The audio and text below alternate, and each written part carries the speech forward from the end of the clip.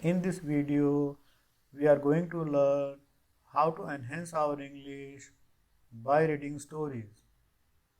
So, we are taking a reference book 10-minute stories published by Mills Kelly Publishing Limited, UK. Hi guys, welcome to VKN English classes. So, let us get started.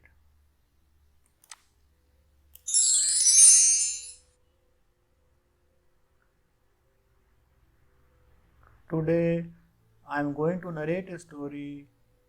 Name of the story is The Story of Arachne, written by James Baldwin. There was a young girl in Greece whose name was Arachne. Her face was pale but fair, and her eyes were big and blue, and her hair was long and like gold. All that she cared to do from morn till noon was to sit in the sun and spin, and all that she cared to do from noon till night was to sit in the shade and weave. And oh, how fine and fair were the things which she wove in her loom: flax, wool, silk, she worked with them all, and when they came from her hands, the cloth which she had made of them was so thin and soft and bright that men came from all parts of the world to see it. And they said that clothes so rare could not be made of flax, or wool, or silk, but that the warp was of rays of sunlight, and the woof was of threads of gold. Then, as day by day the girl sat in the sun and span, or sat in the shade and wove, she said, "In all the world there is no yarn so fine as mine, and in all the world there is no cloth so soft and smooth, nor silk so bright and rare. Who taught you to spin and weave so well?" Someone asked. "No one taught me," she said. "I learned how to do it as I sat in the sun and the shade, but no one showed me. But it may be that Athena, the queen of the air, taught you, and you did not know it."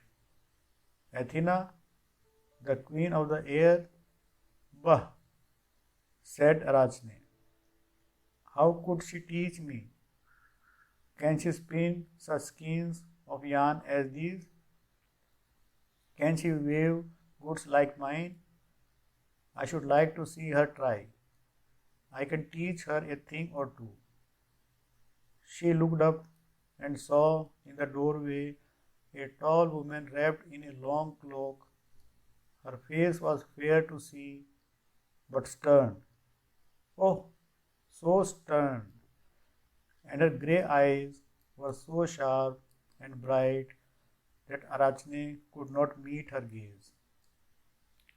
"Arachne," said the woman, "I am Athena, the queen of the air, and I have heard your boast. Do you still mean to say that I have not taught you how to spin and weave?"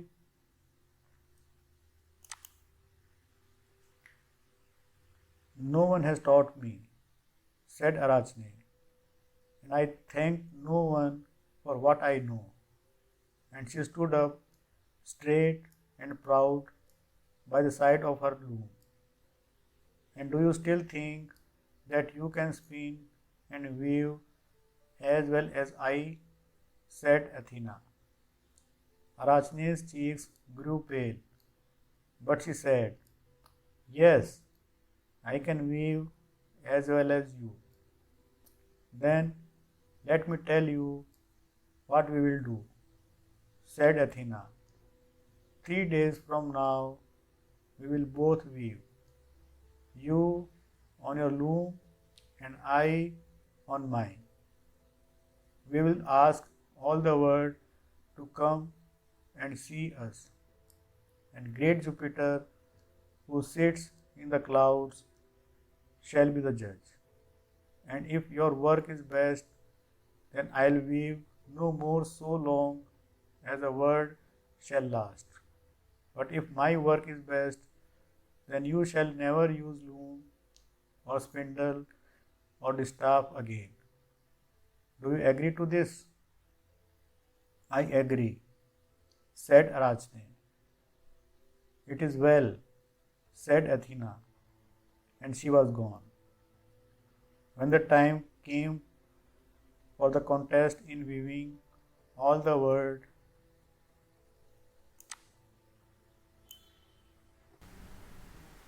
was there to see it, and great Jupiter sat among the clouds and looked on.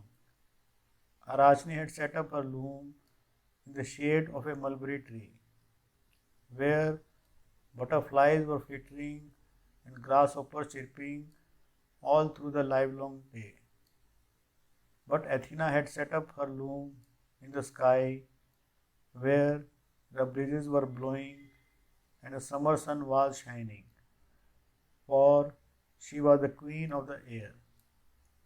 Then Arachne took her skeins of finest silk and began to weave, and she wove a web of marvelous beauty, so thin and light that it would float in the air, and yet so strong that it could hold a lion in its meshes.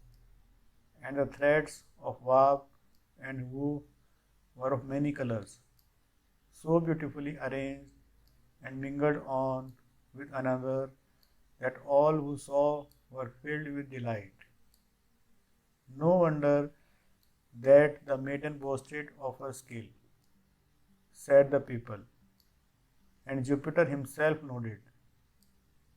Then Athena began to weave, and she took of the sunbeams that gilded the mountain top, and of the snowy fleece of the summer clouds, and of the blue ether of the summer sky, and of the bright green of the summer fields, and of the royal purple of the autumn woods.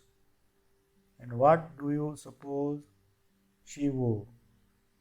The web which she wove in the sky was full of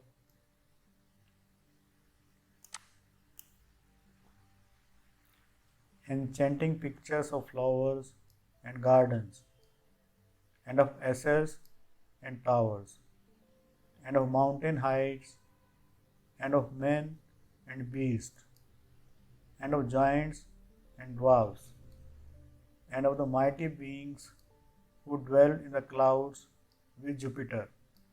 And those who looked upon it were so filled with wonder and delight. Then they forgot all about the beautiful web which Arachne had woven, and Arachne herself was ashamed and afraid when she saw it, and she hid her face in her hands and wept. Oh, how can I leave? She cried. Now that I must never again use loom or spindle or distaff. And she kept on weeping and weeping and weeping and saying, how can I leave? Then, when Athena saw that the poor maiden would never have any joy unless she were allowed to spin and weave, she took pity on her and said, I would free you from your bargain if I could, but that is a thing which no one can do. You must hold to your agreement never to touch loom or spindle again. And yet, since you will never be happy unless you can spin and weave, I will give you a new form so that you can carry on your work with neither spindle nor loom. Then she touched Arachne with the tip of the spear which she sometimes carried, and the maiden was changed at once into a nimble spider,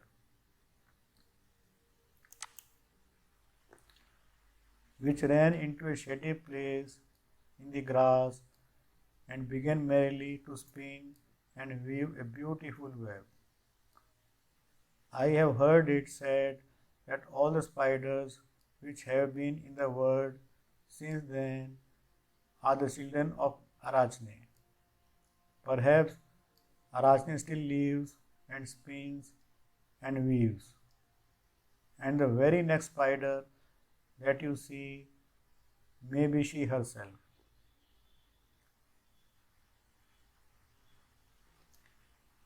Here the story ends.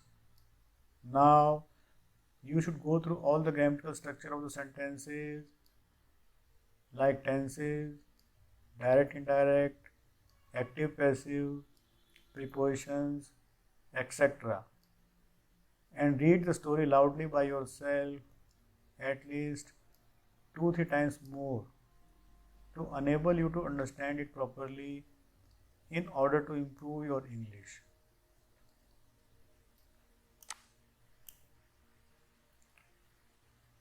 Thanks for watching this video. Please subscribe, like and share this channel. I will see you in my next video.